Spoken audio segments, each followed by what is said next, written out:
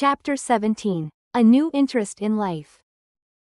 The next afternoon Anne, bending over her patchwork at the kitchen window, happened to glance out and beheld Diana, down by the Dryad's bubble beckoning mysteriously. In a trice Anne was out of the house and flying down to the hollow, astonishment and hope struggling in her expressive eyes. But the hope faded when she saw Diana's dejected countenance. "Your mother hasn't relented?" she gasped. Diana shook her head mournfully. "No and oh, Anne, she says I'm never to play with you again. I've cried and I told her it wasn't your fault, but it wasn't any use. I had ever such a time coaxing her to let me come down and say goodbye to you. She said I was only to stay 10 minutes and she's timing me by the clock." 10 minutes isn't very long to say an eternal farewell in, said Anne tearfully. "Oh, Diana, will you promise faithfully never to forget me, the friend of your youth? No matter what dearer friends may caress thee." "Indeed I will," sobbed Diana, "and I'll never have another bosom friend I don't want to have. I couldn't love anybody as I love you." "Oh, Diana," cried Anne, clasping her hands, "do you love me?" "Why, of course I do. Didn't you know that?" "No." Anne drew a long breath. "I thought you liked me of course, but I never hoped you loved me." "Why, Diana, I didn't think anybody could love me. Nobody ever has loved me since I can remember." "Oh, this is wonderful. It's a ray of light, which will forever shine on the darkness of a path severed from thee, Diana." "Oh, just say it once again." "I love you devotedly, Anne," said Diana staunchly, "and I always will." "You may be sure of that. And I will always love thee, Diana," said Anne, solemnly extending her hand. "In the years to come thy memory will shine like a star over my lonely life. As that last story we read together says. Diana, wilt thou give me a lock of thy jet black tresses in parting to treasure forevermore? Have you got anything to cut it with?" queried Diana, wiping away the tears, which Anne's affecting accents had caused to flow afresh, and returning to practicalities. "Yes, I've got my patchwork scissors in my apron pocket fortunately," said Anne. She solemnly clipped one of Diana's curls. "Fare thee well, my beloved friend. Henceforth we must be as strangers though living side by side. But my heart will ever be faithful to thee." Anne stood and watched Diana out of sight, mournfully waving her hand to the latter whenever she turned to look back. Then she returned to the house, not a little consoled for the time being by this romantic parting. "It is all over," she informed Marilla. "I shall never have another friend. I'm really worse off than ever before.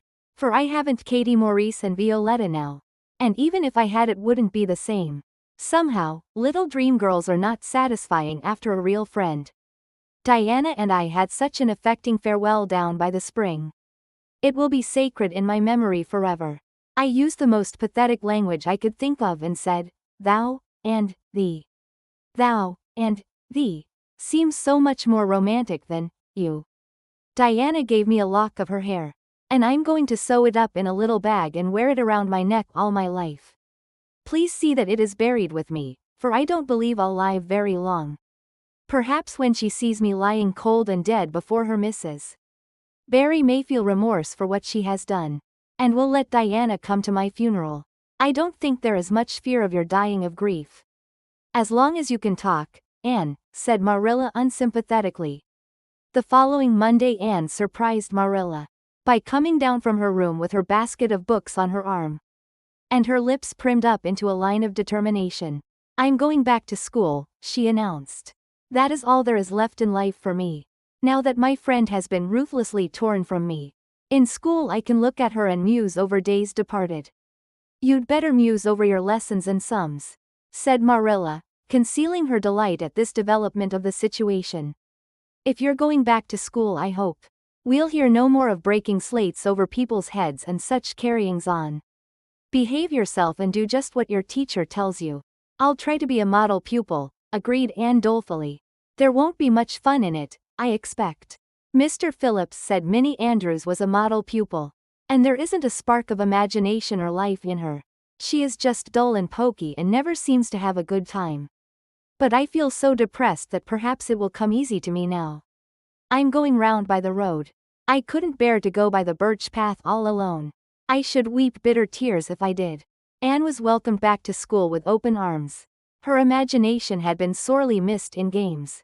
Her voice in the singing, and her dramatic ability in the perusal aloud of books at dinner hour. Ruby Gillis smuggled 3 blue plums over to her during Testament. Reading Ella Mae Macpherson gave her an enormous yellow pansy cut from the covers of a floral catalog, a species of desk decoration much prized in Avonlea School. Sophia Sloane offered to teach her a perfectly elegant new pattern of knit lace. So nice for trimming aprons.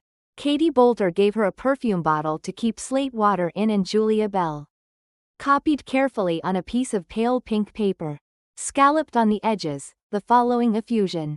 To Anne, when twilight drops her curtain down, and pins it with a star, remember that you have a friend, though she may wander far. It's so nice to be appreciated, sighed Anne rapturously to Marilla that night. The girls were not the only scholars who appreciated her. When Anne went to her seat after dinner hour, she had been told by Mr. Phillips to sit with the model Minnie Andrews. She found on her desk a big luscious strawberry apple. Anne caught it up, all ready to take a bite, when she remembered that the only place in Avonlea where strawberry apples grew was in the old Blythe orchard, on the other side of the lake of shining waters. Anne dropped the apple as if it were a red-hot coal and ostentatiously wiped her fingers on her handkerchief. The apple lay untouched on her desk until the next morning, when little Timothy Andrews, who swept the school and kindled the fire, annexed it as one of his perquisites. Charlie Sloane's slate pencil, gorgeously bedizened with striped red and yellow paper, costing 2 cents where ordinary pencils cost only 1, which he sent up to her after dinner hour, met with a more favorable reception. Anne was graciously pleased to accept it and rewarded the donor with a smile, which exalted that infatuated youth straightway into the 7th heaven of delight, and caused him to make such fearful errors in his dictation that Mr. Phillips kept him in after school to rewrite it. But as the Caesar's pageant shorn of Brutus' bust did but of Rome's best son remind her more, so the marked absence of any tribute or recognition from Diana Barry, who was sitting with Gertie Pye, embittered Anne's little triumph. Diana might just have smiled at me once, I think. She mourned to Marilla that night. But the next morning a note, most fearfully and wonderfully twisted and folded, and a small parcel, were passed across to Anne. Dear Anne, ran the former. Mother says I'm not to play with you or talk to you even in school. It isn't my fault, and don't be cross at me, because I love you as much as ever. I miss you awfully to tell all my secrets to. And I don't like Gertie Pye one bit. I made you one of the new bookmarkers out of red tissue paper. They are awfully fashionable now, and only 3 girls in school know how to make them. When you look at it, remember, your true friend, Diana Barry. Anne read the note, kissed the bookmark, and dispatched a prompt reply back to the other side of the school. My own darling Diana, of course I am not cross at you, because you have to obey your mother. Our spirits can commune. I shall keep your lovely present forever. Minnie Andrews is a very nice little girl, although she has no imagination. But after having been Diana's bosom friend, I cannot be Minnie's. Please excuse mistakes because my spelling isn't very good yet, although much improved. Yours until death us do part. Anne or Cordelia Shirley. P.S. I shall sleep with your letter under my pillow tonight. A. or C.S. Marilla pessimistically expected more trouble, since Anne had again begun to go to school. But none developed. Perhaps Anne caught something of the model spirit from Minnie Andrews. At least she got on very well with Mr. Phillips thenceforth. She flung herself into her studies heart and soul, determined not to be outdone in any class by Gilbert Blythe.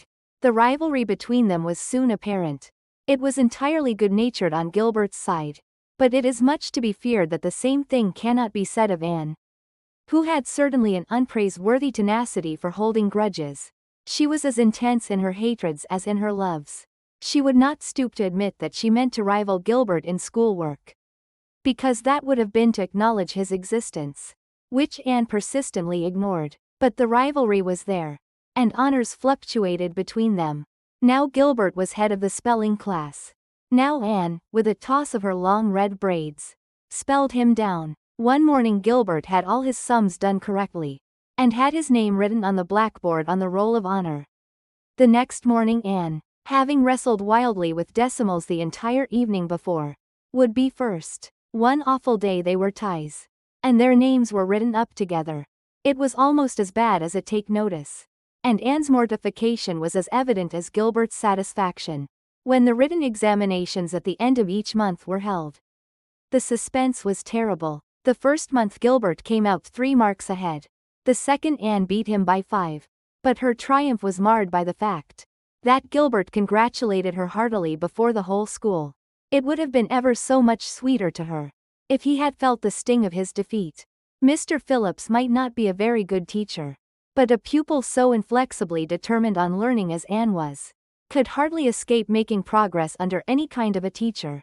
By the end of the term Anne and Gilbert were both promoted into the 5th class and allowed to begin studying the elements of the branches, by which Latin, geometry, French and algebra were meant. In geometry Anne met her Waterloo. "It's perfectly awful stuff, Marilla," she groaned. "I'm sure I'll never be able to make head or tail of it. There is no scope for imagination in it at all. Mr. Phillips says I'm the worst dunce he ever saw at it. And Gil, I mean some of the others are so smart at it. It is extremely mortifying, Marilla. Even Diana gets along better than I do. But I don't mind being beaten by Diana. Even although we meet as strangers now, I still love her with an inextinguishable love. It makes me very sad at times to think about her. But really, Marilla, one can't stay sad very long in such an interesting world. Can one?"